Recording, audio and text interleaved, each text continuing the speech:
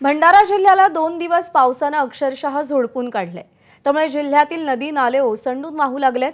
हवामान विभागाने आज जिल्ह्याला रेड अलर्ट घोषित केला असला तरी मध्यरात्रीपासून पावसाने काहीशी उसंत घेतली आहे। दरम्यान गोसीखुर्द धरणाच्या पाणलोट क्षेत्रात मुसळधार पाऊस पडल्याने वैनगंगा नदीच्या कारधा पुलाने धोक्याची पातळी ओलांडली असून पाणी पुलावरून वाहत आहे।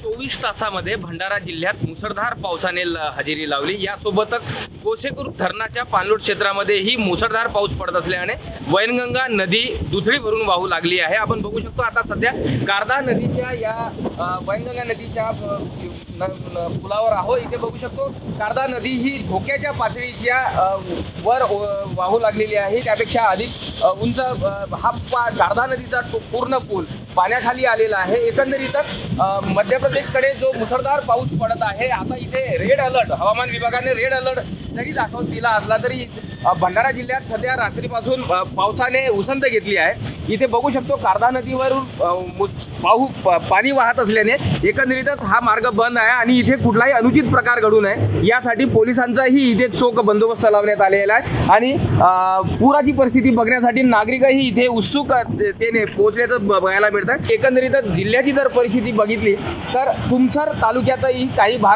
गावांमध्ये आता या वैनगंगा नदीच्या दुथडी भरून वाहणाऱ्या प्रवाहामुळे तुमसर तालुक्यातील काही गावांमध्ये पाणी शिरलं आहे। शेकडो हेक्टर शेतजमीन पाण्याखाली आली आहे।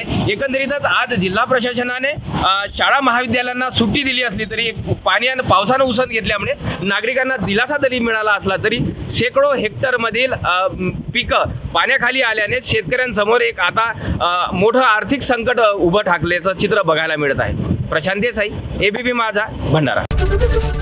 एबीपी माझा, उघडा डोळे बघा नीट।